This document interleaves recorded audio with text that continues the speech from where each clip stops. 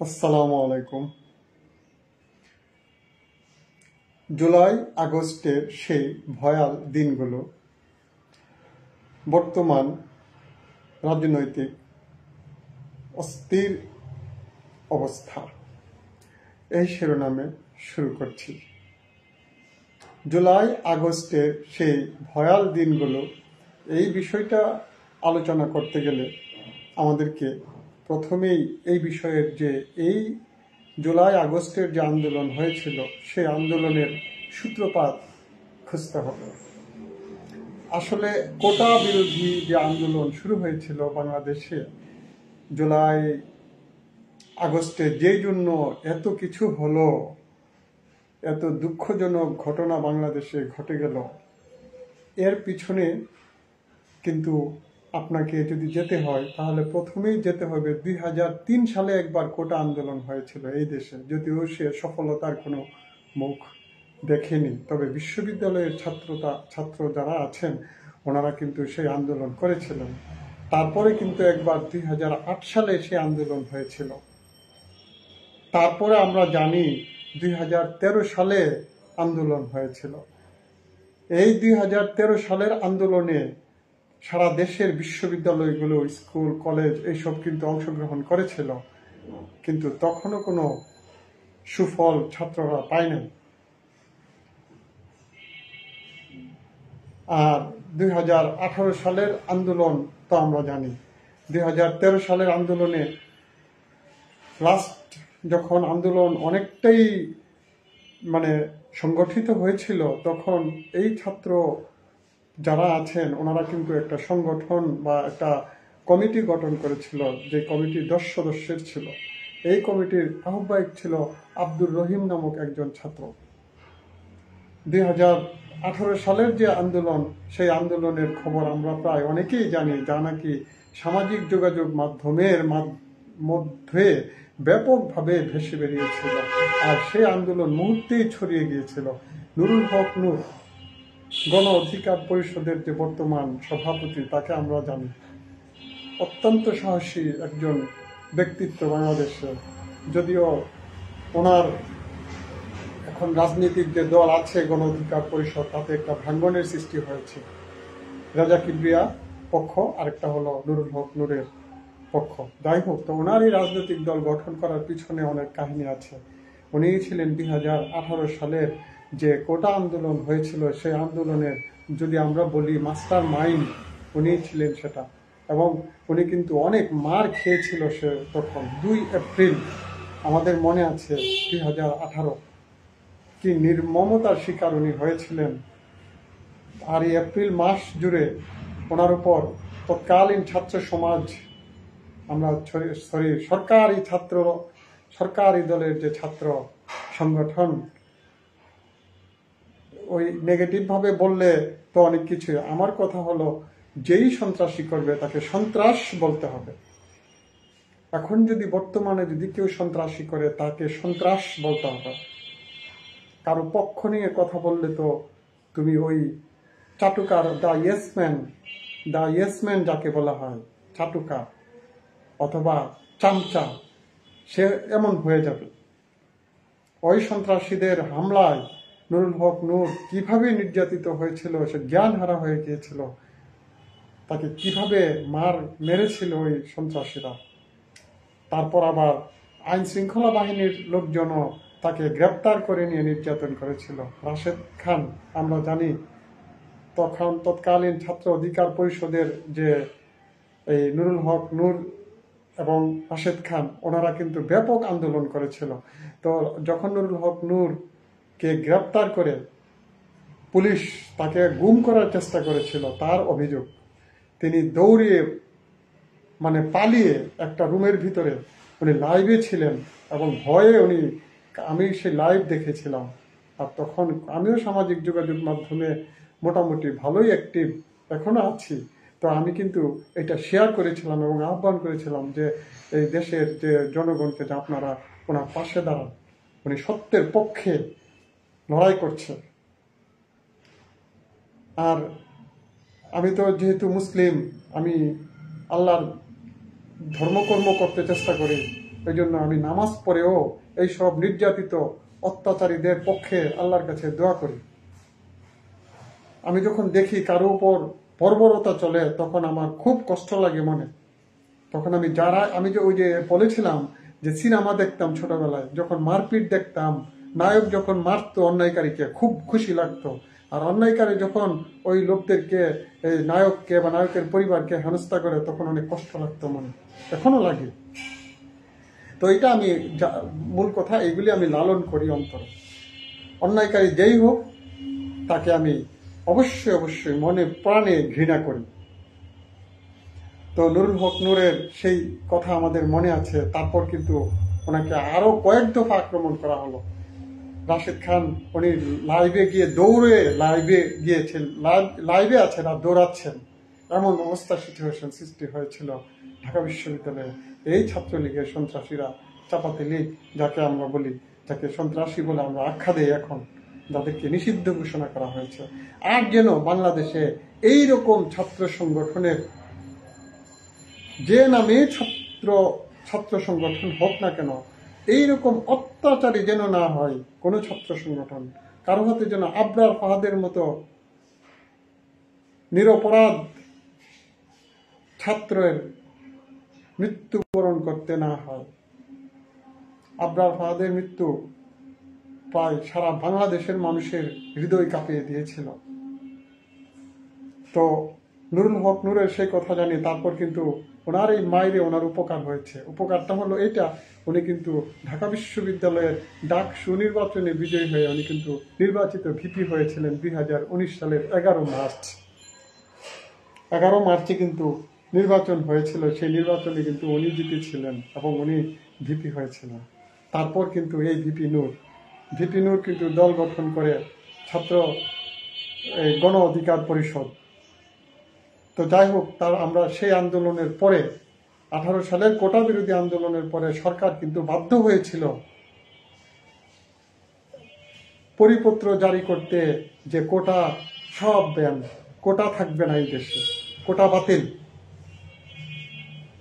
2019 সালের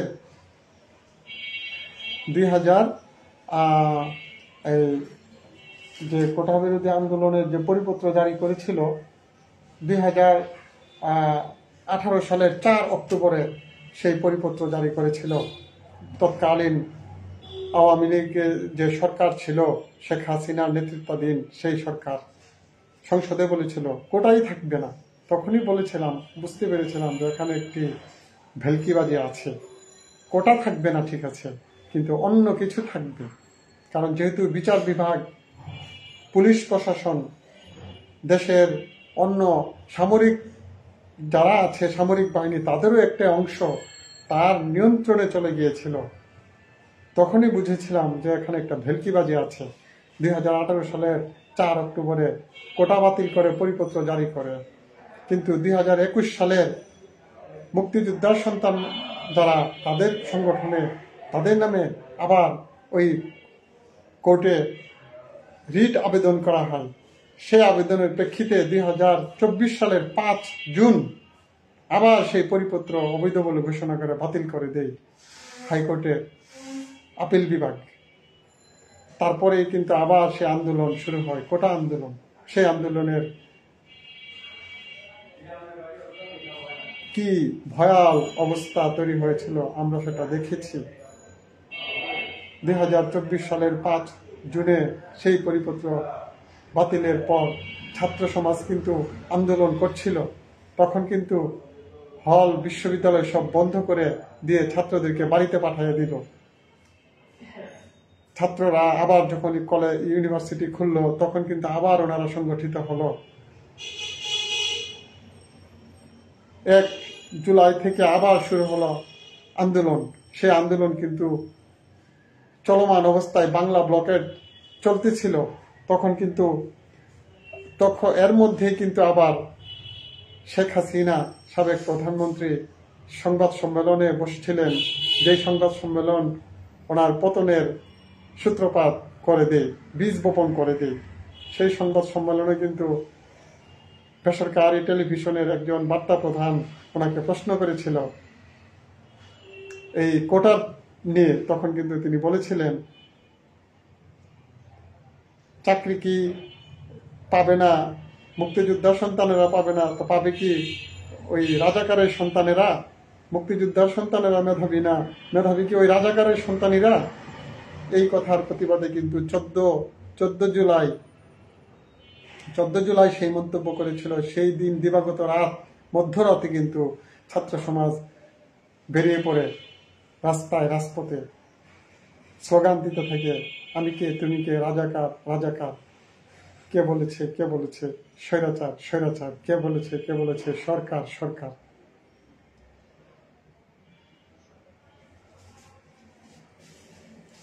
তো এই যে আন্দোলন, সেই স্লোগান কিন্তু পরের দিন 15 জুলাই ওই গুন্ডা পান্ডা আবার শুরু করে নির্মম বর্বরতা, অত্যাচার। অস্ত্র হাতে, চাপাতি হাতে, লাঠি হাতে, রড হাতে ছাত্রদের উপর, সাধারণ ছাত্রদের উপর যে বর্বরতা চালিয়েছিল ওই 15 জুলাই, তা ভোলার নয়। আসলেই ভয়াল সেই দিন।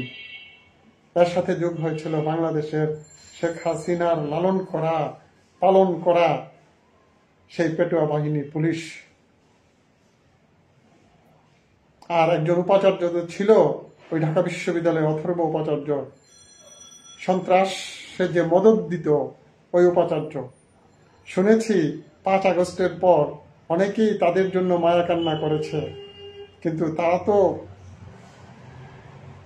কি আর বলার, তারা তো ছাত্রদের অভিভাবক ছিল, কিন্তু সেই ছাত্রদের পক্ষে না গিয়ে তারা ছিল বিপক্ষে। এই অথর্বরা 15 জুলাই এভাবে অ্যাটাক হলো। 16 জুলাই রংপুরে বেগম রোকেয়া বিশ্ববিদ্যালয়ের ছাত্র আবু সাইদকে গুলি করে হত্যা করা হয়। সেই পুলিশ সদস্যরা গুলি করে, তাদের সাথে ছিল আবার ওই গুন্ডা পান্ডা, দেখা গিয়েছে ভিডিওতে কিভাবে গুলি করে হত্যা করা হয়েছে। কয়েক রাউন্ড গুলি করেছে নিরপরাধ আবু সাইদকে। আর সেই আবু সাইদের মৃত্যু এনে দিয়েছে আমাদেরকে নতুন বাংলাদেশ। তারপর কিন্তু 17 জুলাই কফিন মিছিল করে। এই দিন 16 জুলাই কিন্তু ব্যাপক সারা দেশে আন্দোলন, সারা দেশের বিশ্ববিদ্যালয়গুলো, বিশেষ করে জাহাঙ্গীরনগর বিশ্ববিদ্যালয়, আমরা জানি এই শিক্ষকরা সহ সেখানে লাঞ্ছিত হয়েছিল। মধ্যরাতে ছাত্রছাত্রীদেরকে কিভাবে গুন্ডা বাহিনী পিটিয়েছিল, এই ইতিহাস আমাদেরকে মনে রাখতে হবে। এই ভয়াল স্মৃতি আমাদেরকে মনে রাখতে হবে। সেই চোখের পানির কথা আমাদেরকে মনে রাখতে হবে। এই দেশকে যদি স্বাধীন হিসাবে দেখতে হয়, এতদিন 5 আগস্টের পরই সবাই বলেছে নতুন বাংলাদেশ পেয়েছি, নতুন বাংলাদেশ পেয়েছি, স্বাধীন বাংলাদেশ পেয়েছি। আবার বেশি দিন হয় না, এই দেশের প্রকৃতি এমন, এই দেশের মানুষের যে সহজাত আচরণ, সেই আচরণটাই এমন। কয়েকদিন আব্বা আব্বা ডাকে, তারপরে আবার কয়েকদিন পরেই আব্বা ডাক ভুলে যায়। তো জাহাঙ্গীরনগর বিশ্ববিদ্যালয়ের সেই স্মৃতির কথা আমাদের মনে আছে। গোলাম রব্বানী স্যারেরা যখন বলে, এই দেশ নিয়ে কবিতা আবৃত্তি করে, কান্না বিজড়িত, অস্ত্র ঝরিয়েছিল, চোখের পানি দিয়ে সারা বুক ভাসিয়েছিল শিক্ষকরা। সারা দেশে যখন ওনারা এইভাবে, সারা দেশের শিক্ষকরা যখন বিবৃতি দিয়েছিল, সকল শিক্ষকরা যখন তাদের ছেলে মেয়েদের পক্ষে দাঁড়িয়েছিল, সকল অভিভাবকরা যখন তাদের ছেলে মেয়েদের পক্ষে রাজপথে নেমেছিল, সেই দিনের কথা আমাদেরকে স্মরণ রাখা উচিত। আমরা তো অনেকেই আছি শুধু ইয়ানফসি করি, নিজের খবর রাখি।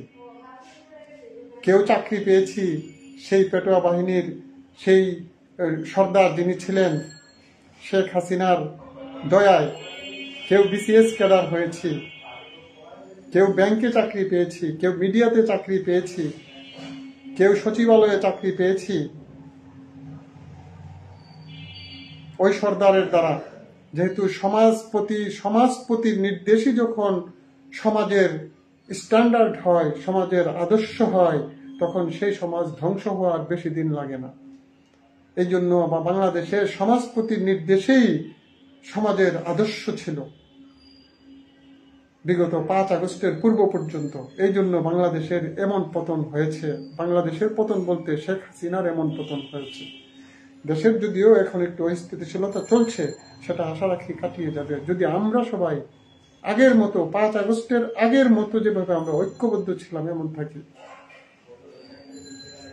তো 15 আগস্টের পরে 16 আগস্ট আবু সাঈদের হত্যা, 17 আগস্ট এই উপাচার্যের বাসভবনের সামনে দিয়ে কফিন মিছিল, তারপর জানাজা, গায়েবানা জানাজা। এই গায়েবানা জানাজায় দেখেছি আমরা কিভাবে পুলিশ সহ এই যুবলীগ, ছাত্রলীগ, এই আওয়ামী লীগের গুন্ডা বাহিনী, সব গুন্ডা বাহিনী, ইমাম সাহেব নামাজ পড়াচ্ছেন, ওনাকে ধরে নিয়ে গেছে, ইমামতি করা থেকে ওনাকে ধরে টেনে খিচড়ে নিয়ে গিয়েছে। আমরা দেখেছি এইসব কি করেছে।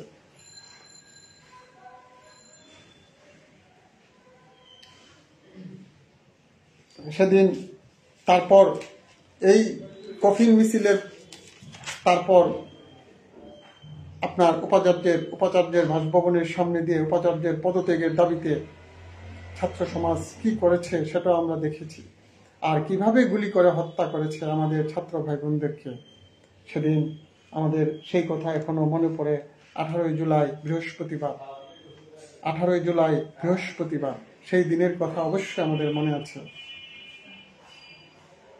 17 জুলাই রাতে মোবাইল ইন্টারনেট বন্ধ করে দিয়ে কিভাবে সারা দেশের ছাত্র সমাজকে গ্রেপ্তার, মানে ব্ল্যাক আউট করে দিয়ে এইভাবে মানুষকে হত্যা করেছে, নির্মমভাবে মানুষকে গ্রেপ্তার করেছে। আর 18 জুলাই কিভাবে গুলি করেছে আমরা দেখেছি। বৃহস্পতিবার, সেদিন বৃহস্পতিবারের পত্রপত্রিকা, টেলিভিশন তারা বলেছিল বৃহস্পতিবারের হত্যাযোগ্য নাকি 43 জন থেকে 46 জন নিহত হয়েছিল, কিন্তু আসলে সেই সংখ্যা ছিল অনেক। টেলিভিশনগুলো তো খবর প্রচার করেই নাই, টেলিভিশনগুলো তো কোনো খবর প্রচার করেই নাই। কিভাবে করবে? সবারই তো পেট বাঁচাতে হবে। আমরা তো জানি বহু আগে থেকে টেলিভিশনের উপর কিভাবে খড়গ নামিয়েছিল, কিভাবে নোটিশ প্রজ্ঞাপন দিয়েছিল, কিভাবে মন্ত্রণালয় থেকে চিঠি এসেছিল টেলিভিশনের মালিকদের কাছে, আমরা এগুলি জানি। এখন মালিকরা তো ব্যবসা তো করতে হবে, মানুষ তো চলতে হবে, তো সংবাদকর্মীরা তো বাঁচতে হবে। একটা টেলিভিশন কোনো খবর প্রচার করেছিল না। কিছু কিছু টেলিভিশন তো উপরে পড়ে ছাত্র সমাজের বিরোধিতা করেছে। তাদের কোনো প্রজ্ঞাপন লাগে নাই, তাদের কোনো নিষেধাজ্ঞা লাগে নাই, তারা এমনিতেই ছাত্র সমাজের বিরোধিতা করেছে শুধুমাত্র বাড়ি গাড়ি করার জন্য, শুধুমাত্র যে বাড়ি গাড়ি করেছে, বিদেশে টাকা পাচার করেছে, এইসব রক্ষা করার জন্য, শুধুমাত্র কালো টাকা সাদা করার জন্য। যেইভাবে কালো টাকা উপার্জন করেছে টেলিভিশন, একটা টেলিভিশনের লাইসেন্স পাওয়া মানে যারা নতুন, অনেকে যারা টেলিভিশন মাঠে এসেছে, ধরেন 11, 12, 13 পরে, 14 নির্বাচনের পরে আপনি মনে করেন তারা এসেছে কালো টাকা সাদা করার জন্য। কারণ জানে একটা টেলিভিশন যদি সে লাইসেন্স পায় তাহলে তার সকল কালো টাকা সাদা হয়ে যায়, মানে কি সাদা করে ফেলে।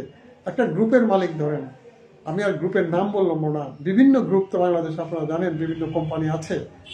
এখন তার প্রচুর কালো টাকা, দুর্নীতি করে অনেক টাকা ইনকাম করেছে। আমরা তো জানি দরবেশ সাহেবের কত টাকা দরবেশ সাহেব খাইছে।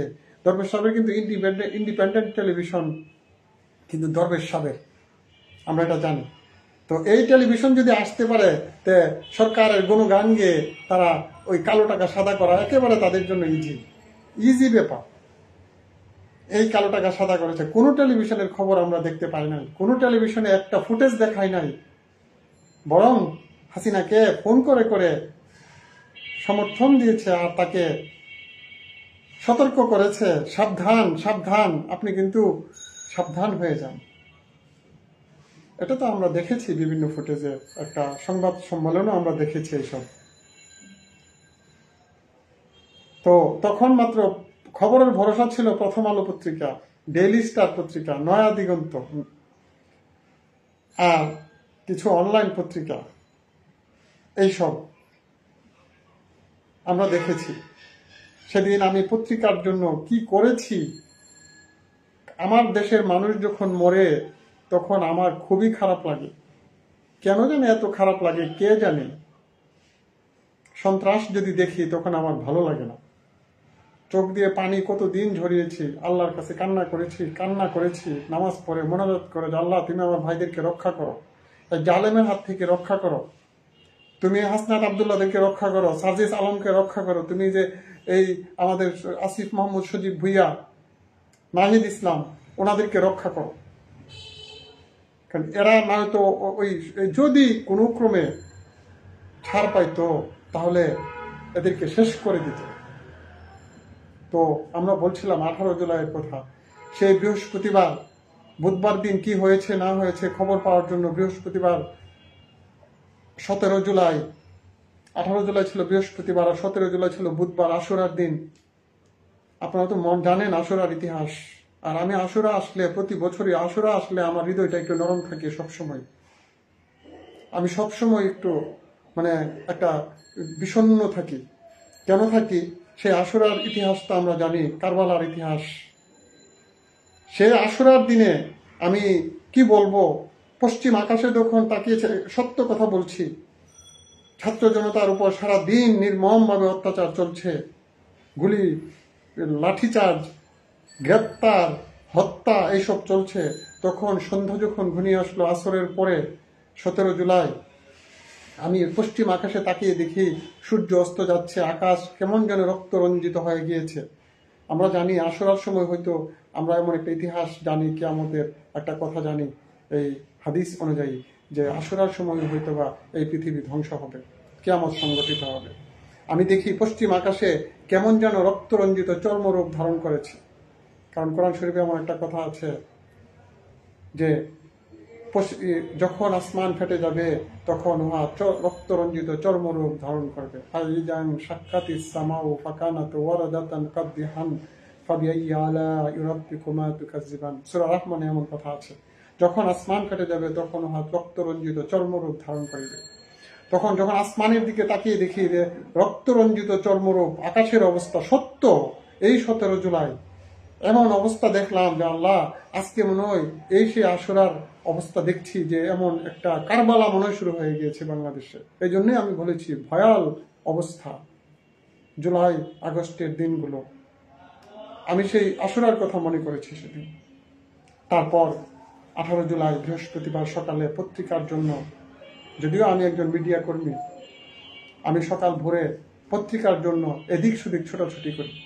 আমার ধারণা হলো প্রথম আলো পত্রিকা, কারণ এই পত্রিকা ছাড়া অন্য কেউ এইভাবে সরাসরি খবর প্রচার করবে না, ছাপবে না। কারণ এরা সাধারণত এত ভয় পায় না, কারণ এদের পিছনে বিদেশি শক্তিরা অনেক আছে। বিদেশি শক্তি ওনাদের পিছনে অনেক কাজ করে, ওনাদেরকে সহজে কেউ কিছু করতে পারবে না।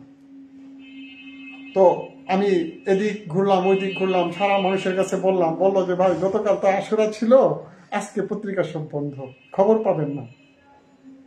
আসলে তো সত্য কথা, আশুরা থাকলে তো পত্রিকা থাকে না, আশুরায় তো ছুটি থাকে। বিশ্ববিদ্যালয় যা আছে সব ছুটি ঘোষণা হবে। তারপর 19 জুলাই পত্রিকা পড়লাম, কি অবস্থা। শুক্রবারের পত্রিকা দেখলাম 19 জুলাই দেখলাম 45 জন নিহত, আর এই বৃহস্পতিবারে দেখলাম যে 70 জন কতজন নিহত, আর শুক্রবারে দেখলাম প্রথম পত্রিকাটা আজকে খুঁজে পেলাম না, রাগ কোথায় রেখেছি। শুক্রবারে দেখলাম 103 না কতজন নিহত, 73 জন শুক্রবারে নিহত, টোটাল হলো 103 জন নিহত। এরকম লেখা দেখলাম পত্রিকা। তখন বুকে কি কষ্ট। এই জন্য এই ভয়াল অবস্থা। সেই 19 জুলাইয়ের পরে যে ঘটনা ঘটলো, 19 জুলাই কিন্তু ছাত্র সমাজ যে একটা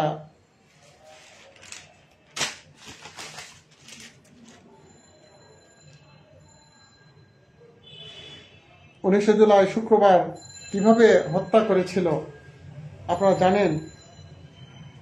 18 জুলাই কিন্তু আমাদের মীর যে মুগ্ধ, পানি লাগবে পানি নিয়ে যখন রাস্তায় এভাবে তিনি ছুটছিলেন, পানি লাগবে পানি, ওনার সহকর্মী ভাই সহপাঠীদেরকে পানি খাওয়ানোর জন্য, তখন কিন্তু উত্তরাতে ওনার চোখে গুলি লাগে এবং তিনি মৃত্যুবরণ করেন।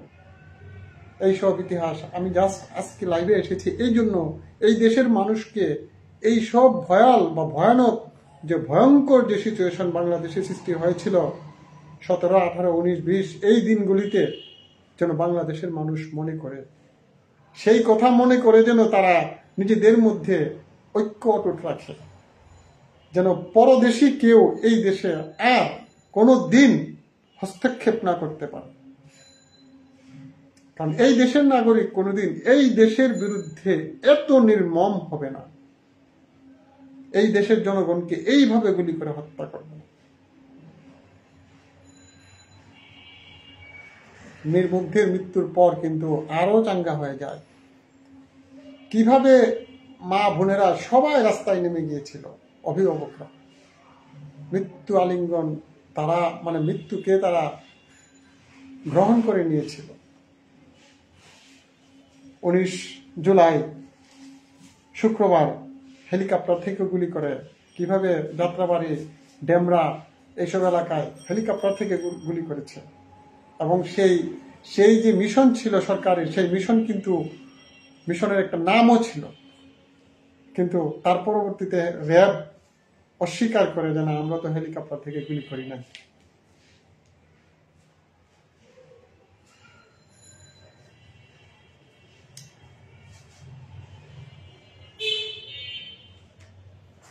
তারপর কিন্তু 19 জুলাই কিন্তু কারফিউ জারি করে রাতে। সেই কারফিউর পরে কিন্তু মানুষ অনেকটাই নীরব হয়ে গিয়েছিল, রাস্তায় আর নামে না, মাঠে আর নামে না ছাত্ররা।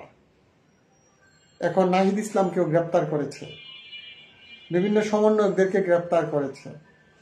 এখন গ্রেপ্তার করার পর কিন্তু অনেকে আর মাঠে নামে না। আমার ভয় লেগে গিয়েছিল, আল্লাহ এই আন্দোলন যদি থেমে যায় তো দেশের অবস্থা 12টা বেজে যাবে। ওনারা যদি আর এইভাবে কোনোভাবে যদি থামানো যায়, ওনারা কিন্তু 9 দফা দিয়েছিল, তো এই 9 দফা বাস্তবায়নের জন্য যদি ওনারা পিছপা হয়ে যায় তাহলে কিন্তু আরো সমস্যা হয়ে যাবে। এভাবে কিন্তু আমরা জানি 21 তারিখে জুলাই 21 যা ইউনিভার্সিটি যা আছে সব বন্ধ করে দিয়ে 21 তারিখে কিন্তু আবার সেই ওই যে হাইকোর্ট রায় দেয় যে ওই যে কোটা আন্দোলনের বিষয়টা, যে 93% হবে মেধার ভিত্তিতে আর 7% কোটা রেখে রায় দিয়েছে। তাতে কি হবে? আমার ছাত্র ভাই বোনদেরকে এইভাবে হত্যা করেছে, ছাত্র জনতাকে এইভাবে গুলি করেছে, হত্যা করেছে, তাদের কোনো বিচারও নাই, কিচ্ছু নাই। তাহলে কি আমরা কি শুধু কোটার জন্যই এমন জীবন? আর এই কোটা এখন এতদিন দিল না কেন, এখন এসে দিল কেন? এইসব। তারপর কিন্তু 23 জুলাই কিন্তু সরকার প্রজ্ঞাপন জারি করে এই বিষয়ে। ছাত্র সমাজ মানে নাই যে আমার ভাইয়ের প্রাণ দিয়ে কোটা তুই ফেরত দে, এই স্লোগান কিন্তু ছিল। ইন্টারনেট বন্ধ, পরে কিন্তু ইন্টারনেট খুলে দিয়েছিল, ব্রডব্যান্ড, মোবাইল আর খুলে নাই, ব্রডব্যান্ড খুলে দিয়েছিল, কিন্তু পরবর্তীতে আবার ইন্টারনেট বন্ধ করে 29 জুলাই কিন্তু ঘোষণা করে 3 আগস্টের বিক্ষোভ কর্মসূচি ঘোষণা করেছিল, আর 4 আগস্টে ঘোষণা করেছিল সর্বাত্মক অসহযোগ ঘোষণা করা হয়েছিল। এরপরে আমরা জানি আন্দোলন কিন্তু আরো বেগবান হয়েছিল। 1 আগস্ট জামায়াতকে নিষিদ্ধ ঘোষণা করার পর 1 আগস্টে কিন্তু বাংলাদেশ জামায়াতে ইসলামীকে রাজনৈতিক দল হিসাবে নিষিদ্ধ ঘোষণা করেছিল। তারপর কিন্তু আন্দোলন আরো বেগবান হয়। এভাবে আপনার আমরা জানি 18 জুলাই কিন্তু আন্দোলনের একটা অন্যরকম একটা ছিল, কমপ্লিট শাটডাউন ঘোষণা করেছিল ছাত্র সমাজ, কমপ্লিট শাটডাউন 18 জুলাইতে। এই কমপ্লিট শাটডাউনে কিন্তু সারা বাংলাদেশের মানুষ সাড়া দিয়েছিল, ছাত্র জনতা সবাই কিন্তু মাঠে ছিল। আমি দেখেছিলাম সায়েন্স ল্যাবরেটরির মোড়ে কিরকম সারা এই ঢাকা কলেজের সামনে আর সায়েন্স ল্যাবরেটরির মোড়ে আমি ছিলাম, সেখানে আমি দেখেছি বা কি অবস্থা। ছাত্রলীগের গুন্ডারা পারে নাই সেখানে এই ছাত্র সমাজের সাথে, কিন্তু পুলিশ এসে গুলি করে। তারপর আবার ছাত্র সমাজ জনতা পিছনে যায়, ছাত্রলীগের গুন্ডারা আবার এদের সাথে মিশে পুলিশের সাথে, কিন্তু লাস্টে পেরে ওঠে না। কমপ্লিট শাটডাউনের এমন ছিল, শক্তি ছিল আমরা জানি। তারপর কিন্তু আপনার মার্চ ফর জাস্টিস আন্দোলনগুলো মানে কর্মসূচিগুলো কি সুন্দর সুন্দর কর্মসূচি দিয়েছিল। মার্চ ফর জাস্টিস 31 আগস্ট, 31 আগস্টে কিন্তু এমন একটা কর্মসূচি দিয়েছিল। সেই দিনও কিন্তু ব্যাপক মানুষকে হত্যা করেছে, গুম করেছে, মানে হত্যা করে লাশ মানে গায়েব করে দিয়েছিল। বাংলাদেশেরই, তারা নাকি বাংলাদেশের জনগণ, আর এই বাংলাদেশের জনগণই তাদেরকে এত মায়া করে, এত মহব্বত করে। তারপর 3 আগস্টের কথা যদি আমরা আসি, সেখানে কিন্তু শহীদ মিনারে বিক্ষোভ হয়, সেখান থেকেই কিন্তু কর্মসূচি এবং বিভিন্ন রকম ঘোষণা আসে। 3 আগস্টে 1 দফা দাবিতে 9 দফা এক দফাতে রূপান্তরিত হয়, 1 দফায় রূপান্তরিত হয় 9 দফা হাসিনার পদতে। এবং এই 3 আগস্টের পরে 4 আগস্টে কিন্তু শহীদ মিনারে ছাত্র সমাজ বিক্ষোভ করে এবং সেখান থেকে এই ভয়াল যে স্মৃতি এইসব কিন্তু আমাদের মনে পড়ে। সেখান থেকেই কিন্তু ঘোষণা হয় নাহিদ ইসলাম 6 আগস্টে মার্চ টু ঢাকা, সারা দেশ থেকে ঢাকায় আসতে হবে হাসিনার পদত্যাগের জন্য।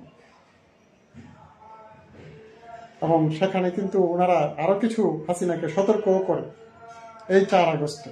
কিন্তু সন্ধ্যার পর আসিফ মাহমুদ সজীব ভুইয়া অত্যন্ত মেধাবী, যিনি উপদেষ্টা বর্তমানে অন্তর্বর্তীকালীন সরকারের, উনি একদিন এগিয়ে সেটাকে 5 আগস্ট বলেন না, 6 আগস্ট না, আগামীকালই মার্চ টু ঢাকা, আমরা গণভবন ঘেরাও করব। উদ্দেশ্য কিন্তু গণভবন। মূলত 4 তারিখের ঘটনা আমি বলি, আমি নিজে দেখেছি, আমি রাজপথে ছিলাম সেদিন, আমি দেখেছি রাজপথের যেখানেই ছিলাম।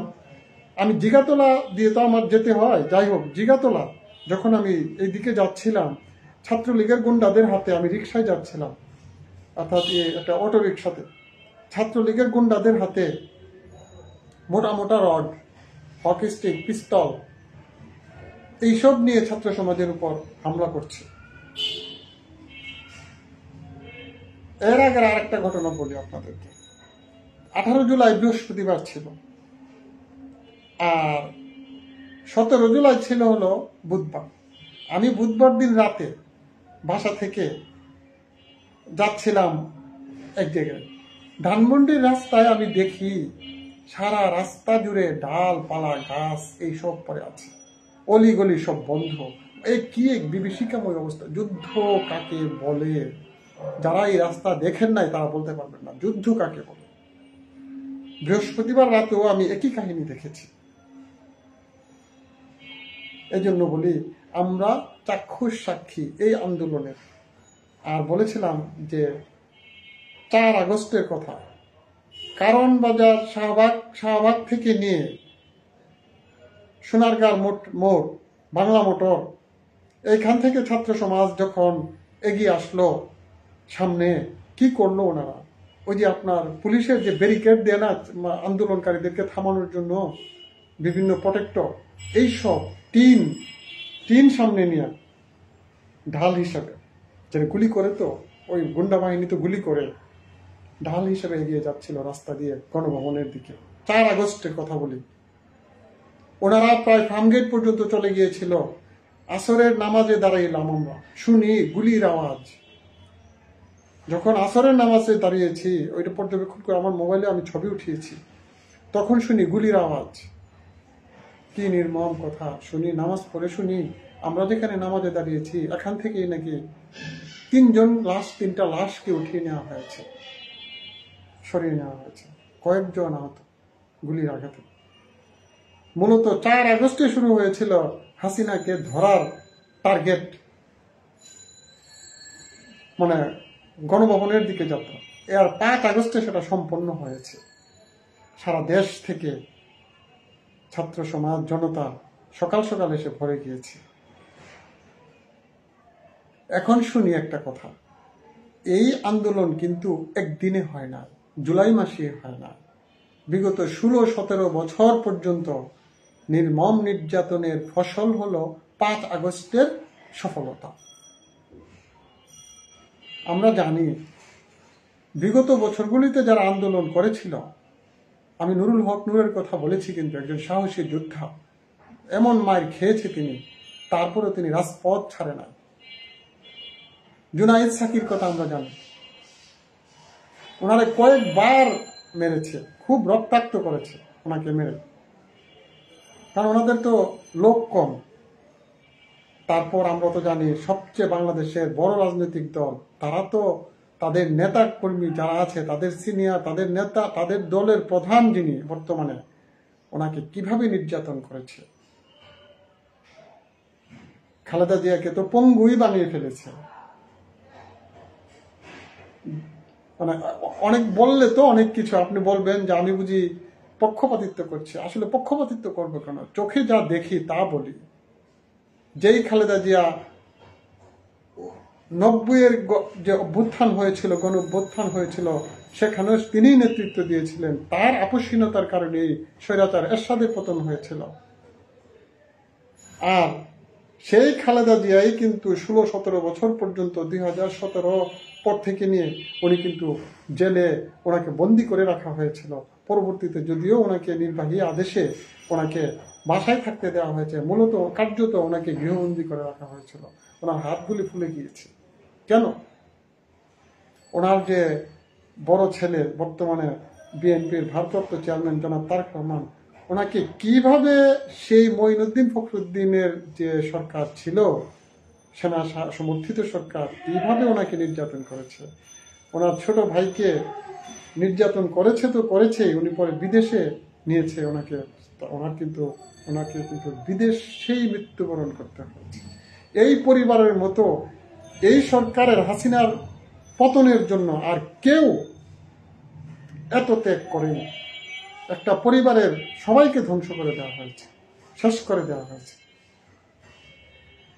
খালেদা জিয়াকে তো পঙ্গুই বানিয়ে ফেলা হয়েছে।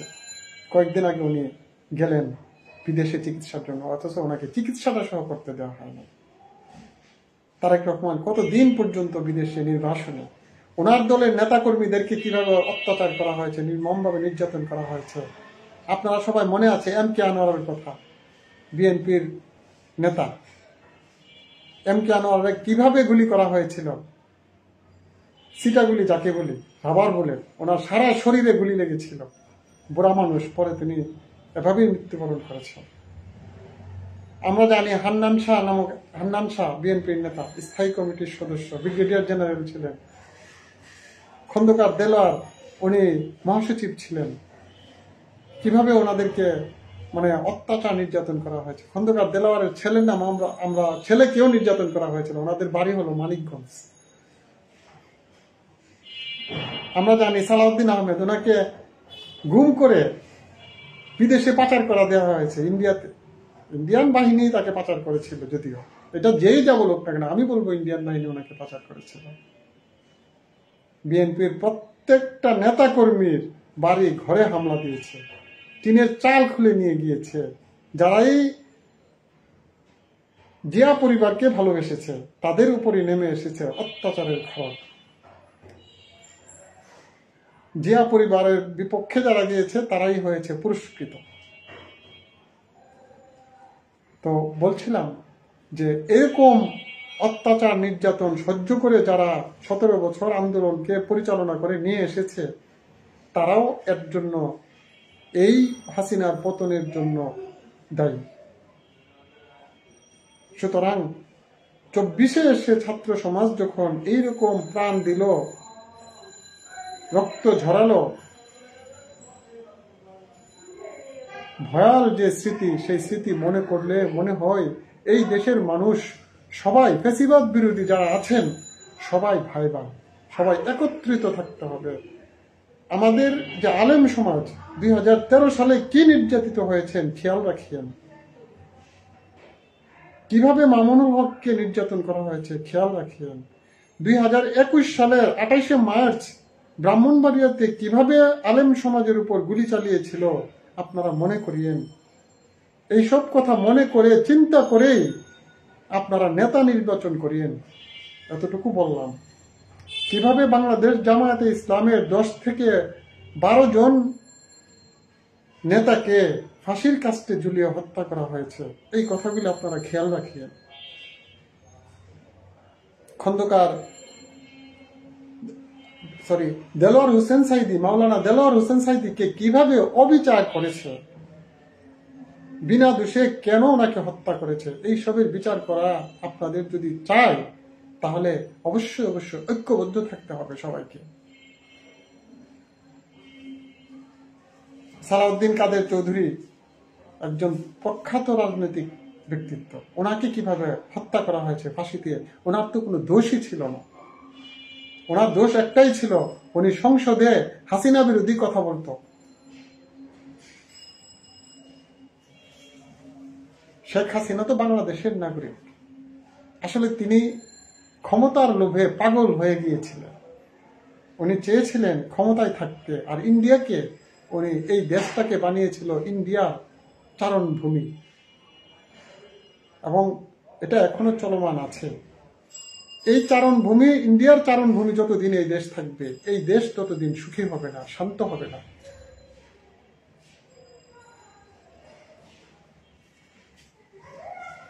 তো বলছিলাম যে জুলাই আগস্টের সেই ভয়াল দিনগুলো, বর্তমান রাজনৈতিক অস্থিরতা তো থাকবেই। এর মধ্যেই নিজেদের মধ্যে একটা ঐক্য তৈরি করে এই দেশটাকে নতুন করে সাজানোর জন্য সকলের কাছে আবেদন। এই দেশে যেন আর কোনোদিন এমন পৈশাচিকতা না হয়। কয়েকদিন আগে যেভাবে একটা এই যে চেষ্টা নামক আরো এরা কয়েকজন এই ছাত্রদের একটা সংগঠন, এদেরকে যেভাবে নির্যাতন করা হয়েছে, এটার সঠিক বিচার না করলে এগুলি আরো বাড়তেই থাকবে। মানুষের উপর জুলুম অত্যাচার বন্ধ করা উচিত। আমাদের এই দেশটা ভালো থাকবে, সবার কাছে প্রার্থনা করি, যে আল্লাহর কাছে প্রার্থনা করি সবাইকে তুমি এক বানিয়ে দাও, নেক বানিয়ে দাও, এবং আমরা যেন সঠিকভাবে ইসলামের পথে কোনো ধর্ম যেন ধর্মের বিরোধিতা না করে, কোনো ধর্মই যেন অন্য ধর্মের বিরোধিতা না করে, সবাই জন্য সবার ধর্ম নিয়ে সবাই যেন ব্যস্ত থাকি, নিজের ধর্ম নিজে পালন করি, অন্যকে যেন বাধা না দিই। এইরকম আমাদেরকে তুমি বানিয়ে দাও, এই প্রার্থনা আল্লাহর কাছে করে শেষ করলাম। সবাইকে ধন্যবাদ। আসসালামু আলাইকুম।